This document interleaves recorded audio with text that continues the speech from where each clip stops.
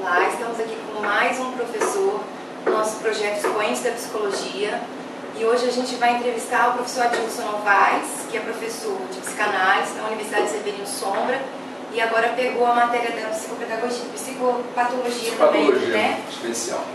Isso aí, professor. Bem-vindo ao nosso Muito projeto. Muito obrigado por vir. Vai ser muito rico para a nossa universidade. Assim espero. Vamos fazer aqui mais um bate-papo, uma conversa bem informal, para a gente passar um pouco da experiência, né, de cada autor, de cada professor tem uma linha teórica, né, defende sua linha teórica. E a gente tem perguntas assim bem pessoais mesmo sobre as linhas teóricas. E eu queria saber do senhor se tem uma passagem, uma obra, algum momento da carreira de Freud que tem a ver com a sua vida pessoal, que tem a ver com a sua história, marcou uma parte da sua vida. Eu diria o seguinte, que eu sempre apreciei em Freud a persistência, a capacidade realmente de enfrentar todas as dificuldades. E eu sempre digo que Freud se caracteriza por uma coisa que é tipicamente da rebeldia judaica. Eu acredito que a minha vida também foi pontuada por muita persistência, muita necessidade de superar algumas dificuldades, não? E a minha dedicação ao estudo também foi uma coisa que eu sempre fiz, questão de estudar, e não foi tão fácil, né, a minha trajetória teórica. Mas eu destaco isso, acho que eu não me identifico em absoluto com Freud, e acredito que ele tem sua parcela de responsabilidade para a revolução maior que houve em termos do conceito humano, do conceito de homem, mas eu acredito que é só isso. Se você me perguntar o que eu acredito que Freud tinha, que eu tive também na minha carreira, e até hoje tenho, é a capacidade de persistir, de acreditar que há uma possibilidade, há sempre uma saída. Quebrar paradigmas, né? Quebrar alguns paradigmas, eu sempre procurei quebrar alguns. Romper com a medicina, né? E entrar, exatamente. Voltar, né? E aí é isso que eu acho que é importante, né? Que Freud, então, ele sempre teve uma curiosa necessidade de puxar tudo para ele, né? De modo que, quando você pega, por exemplo, a teoria de Freud, você vai notar que ele procurou exclusivizar, procurou lançar tudo sob a grife, sob a marca da psicanálise, não é? Se você observar direitinho, todo o trabalho dele, ele vai ser dentro de características muito próprias, não mais da medicina, não mais daquele compromisso neurofisiológico, mas muito mais aquilo que ele acreditava. E eu destaco muito a metapsicologia de Freud, que foi aquele conjunto de teorias que somente a psicanálise era exclusivamente da psicanálise. Não havia antes na medicina, você não encontrava em outra área. Então, eu acho que essa é uma prova do brilhantismo de Freud. Se eu te perguntasse uma teoria que o senhor considera importante, seria claro um que eu acho que, em primeiro especial. lugar, claro, que essa eu já falei, né, nos trabalhos de metapsicologia de Freud, e a articulação que ele faz sobre o inconsciente. Quer dizer, dizer que Freud descobre o inconsciente, claro, que todo aquele meio novo da psicanálise, lá com Breuer e tal, ali ele pode, através daquele trabalho do hipnose, ele descobre o inconsciente dentro desse contexto mais para diante psicanalítico. Né? Mas, porque já vi especulações filosóficas, né, muito próximas desse conceito. Já se desconfiava na filosofia, ou já se acreditava, que havia algo por trás de tudo aquilo que nós fazíamos, apresentávamos, sentíamos, né, pensávamos. Consciente.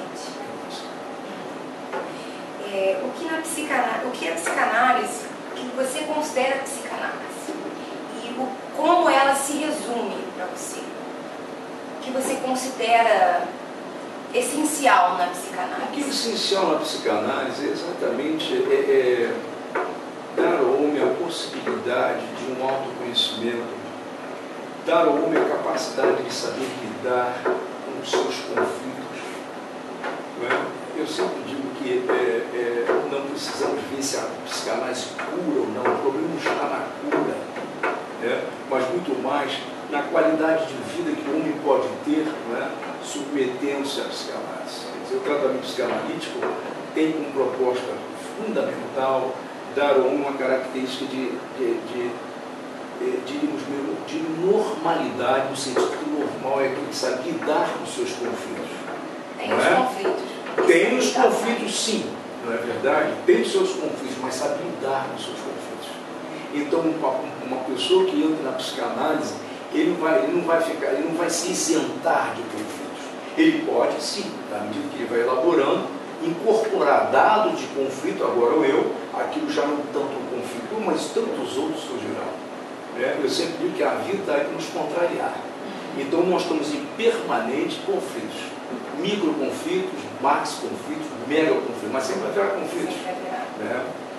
Saudável é o sujeito que reconhece esses conflitos e que lida com eles com qualidade de vida. Exatamente. Reconhecendo sobretudo suas limitações. Você conseguiria me dar um exemplo de onde a psicanálise está no nosso cotidiano, aonde ela se aplica, como a gente percebe ela no nosso cotidiano, se ela existe, se ela está presente? Ela está presente porque ela tem uma presença muito grande na linguagem do dia a dia. Né?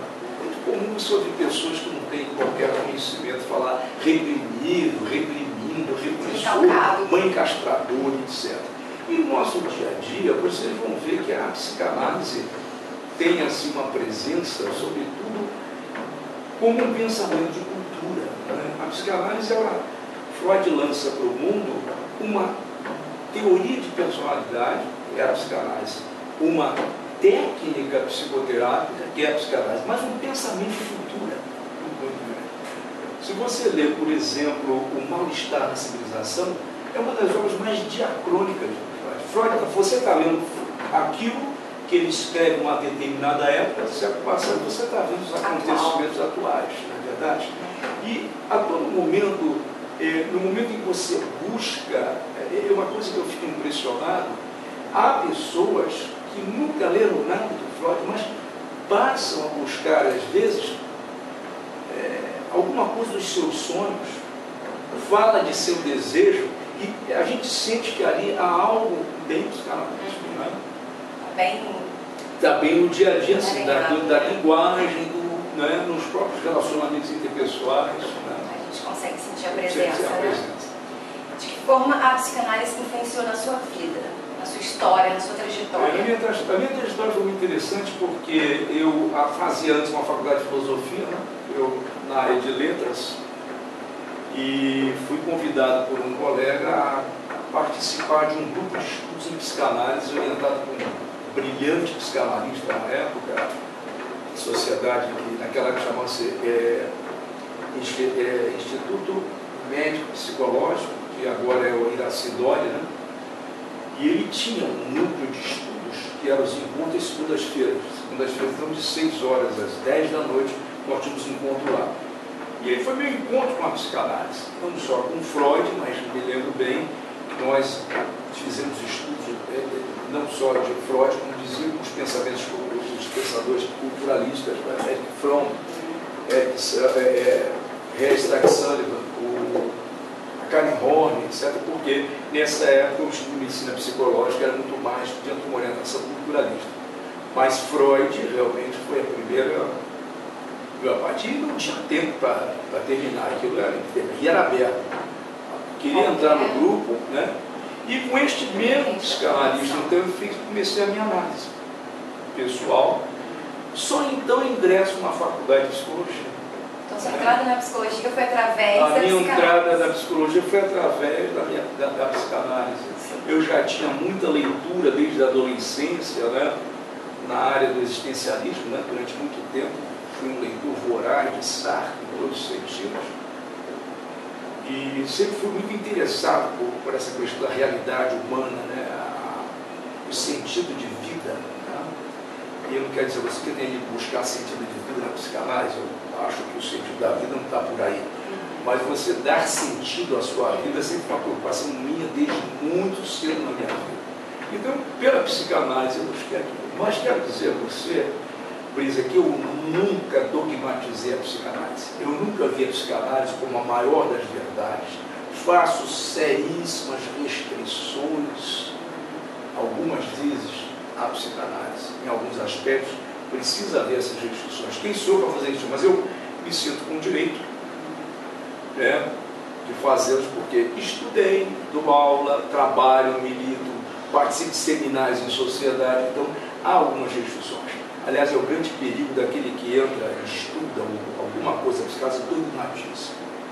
O dogmatismo é muito perigoso, porque o que eu estou sentindo é que em certos setores da psicanálise está vendo que você dogmatiza. No momento que você dogmatiza, você vai ignorar tantas outras coisas. E a ignorância é a mãe da arrogância.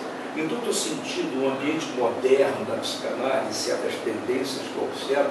Possibilita você de aprender novas teorias. E muito nariz em pé, muita arrogância, como se o que eu digo é a pura verdade. Né? Então, assim, você conferir o estatuto de dogma ou de axioma, né, que é aquela verdade que você diz por si mesmo, se constata por si mesmo, é um perigo. Né? Qualquer coisa, né? Não só na psicanálise. O dogma é uma... O pior é quando você vê que o dogma de nada vale. Aí é que você vai ter uma trajetória de revoltas no centro. O senhor gosta mais de clinicar ou de dar aula? Eu gosto dos dois. Gosto de clinicar e gosto de dar aula. Claro que gosto mais de clinicar, mas o que eu vejo é que eu preciso gostar muito da clínica para que eu possa trazer para a aula não só subsídios teóricos, mas poder interpretar à luz da clínica aquela matéria que eu vou discutir. Porque outra coisa que eu quero mostrar, se é uma questão que eu faço a certas tendências modernas da psicanálise, é não se destacar a clínica. Né? Você ouve um palestrante, você fica encantado com o que ele diz. Aí você vê, onde eu vou aplicar isso aí? Isso é muito importante fazer essa pergunta. Onde eu vou aplicar isso aí? Então, isso tirou da psicanálise uma posição de vanguarda. Ou seja, a psicanálise que tinha uma proposta muito importante de ser um pensamento de cultura, técnica psicoterápica, uma teoria de personalidade, passou a ser um sem fim de palavras, uma esgrima linguística, né, que está difícil, está muito difícil, porque eu estou cansado de seminários, então eu pergunto, onde está a clínica? Onde se aplica isso? É muito lindo você falar o que é a mulher. Isso é lindo. Fale o que é a mulher, né? O que é o homem. Isso é muito lindo. Exatamente, onde eu quero. Entendeu? Então a psicanálise tem essa proposta. Claro que se você avaliar sobre... Não, a minha perspectiva é meramente encarar a psicanálise como um pensamento de cultura. Então tudo bem.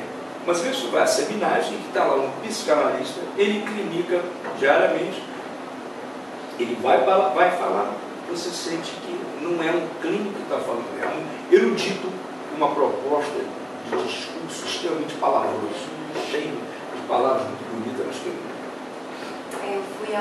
participei há pouco tempo de uma jornada de terapia de casal e família, onde tinham vários trabalhos sendo apresentados. E depois, quando a gente se reuniu, foi isso que a gente conversou, justamente esse assunto. Era muita teoria, e a gente não conseguia ver prática naquilo, não conseguia ver onde se aplicava. É muito, realmente, são livros e livros sendo lidos, páginas por página, mas como? E aí, como é que fica o dia a dia? Como é que você aplica isso no casal?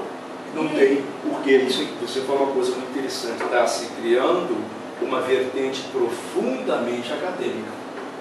Essa vertente, a conveniência talvez é alguém que seja viva só da prática acadêmica e nunca entrou na clínica, não sei. Isso, mas isso que você está dizendo, prática. Eu só devo destacar, no ano passado, os seminários todos que eu frequentei, um foi muito importante, aliás, da Sociedade Psicanálise da cidade do Rio de Janeiro, que era apresentado uma base teórica, em seguida, onde estava aplicado um estudo de caso. O terapeuta levou um caso para mostrar, aquilo foi maravilhoso, raríssimo hoje em dia, porque eu estou cansado de blá, blá, blá, blá. Teorias são ótimas para a gente ter conhecimento. Você imagina você iniciando ainda, imagina eu velhão nessa coisa, com anos e anos de estrada, né? Você imagine como isso, eu acho que é preciso que se tenha devido cuidado com esse aspecto, de que a clínica está sendo ignorada. Ou vamos fazer o quê? Vamos tratar, como dizia você, somente com o pensamento católico. Tá? Mas alguma coisa que você queira considerar? Eu não tenho não muito mais absolutamente a dizer assim de importante. Eu agradeço muito a atenção que foi expressada, o carinho que você e a inteligência das suas perguntas, né? E vamos ter outras oportunidades de discutir, conversar. Você já me conhece em sala de aula. Eu acho que eu não fui diferente em nada do que sou em sala de aula, do que sou com meus 4 filhos. Eu tenho que ser um cara. Às vezes eu fico pensando se eu sou um tipo, não é? Alguma coisa que eu fiz, um personagem. Eu estou achando que com a idade, né, eu devo dizer que eu sou eu mesmo dessa forma. Uma persona, né? Mas de qualquer maneira, eu agradeço muito e quero dizer a vocês isso. É muito sério o momento que nós estamos atravessando na psicanálise. Está difícil formar-se turmas novas de formação de psicanalistas nas sociedades. E as que se formam são muito teóricas, muito teorizadas. E muito pequenas, está difícil. Os seminários, as sociedades marcam uma série de bons seminários, não há frequência, não há gente para o qual seja, está havendo uma mudança. Porque muita gente está achando que para quê? Eu vou fazer uma formação analítica nesse nível. E mais, quando você é formado em psicologia, o seu olhar sobre uma formação psicanalítica fica um pouquinho mais exigente.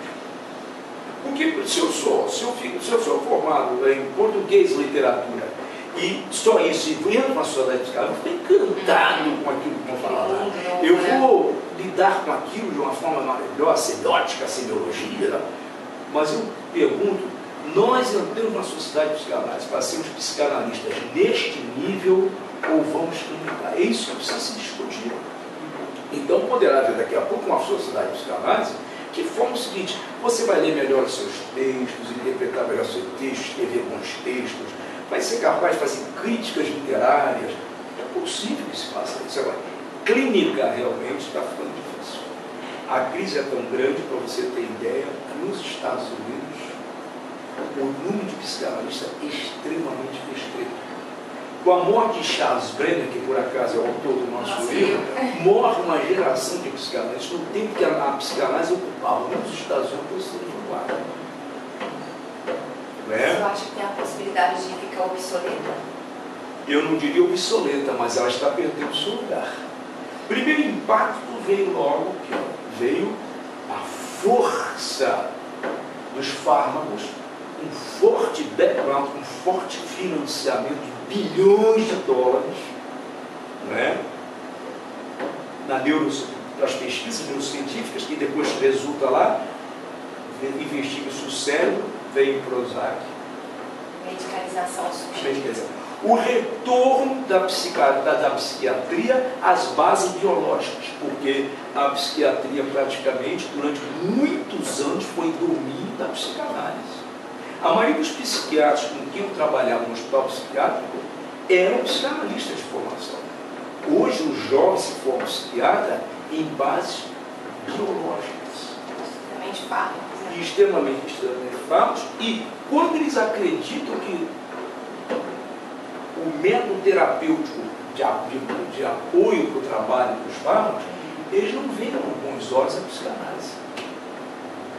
Você pode pegar, às vezes, bulas de fármacos antidepressivos, por exemplo, tem lá indicando tratamentos que não são psicanalíticos. São muito mais do que a TCC. Bem realismo, né? Quer dizer, o que está vendo é isso.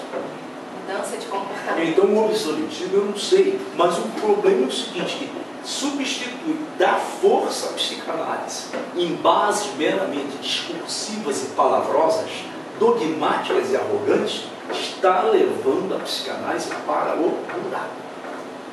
Esse é o fato.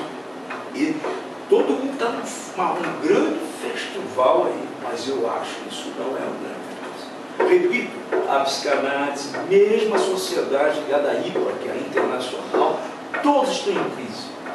Poucos alunos para formar, como dizer vocês. A atividade que a sociedade vive, nós pagamos mensalmente a eles. Tem os que têm formação, então a gente paga. Você, para ser membro, você paga. Mas ela não consegue subir. Então ela faz o quê? Cursos, vários cursos abertos à comunidade. Muitos desses cursos Não. São Paulo, que tem a sede Sapiência, que tem o catálogo todo destruído ali. Daqueles cursos ali, às vezes 20% tem turma, outros tanto 80% são dispensados. Vamos ver? Vamos ver. Isso é para a geração de vocês. Muito obrigada. Obrigado a você, um beijinho, muito obrigado a todos. Tá? Eu vou passar aqui.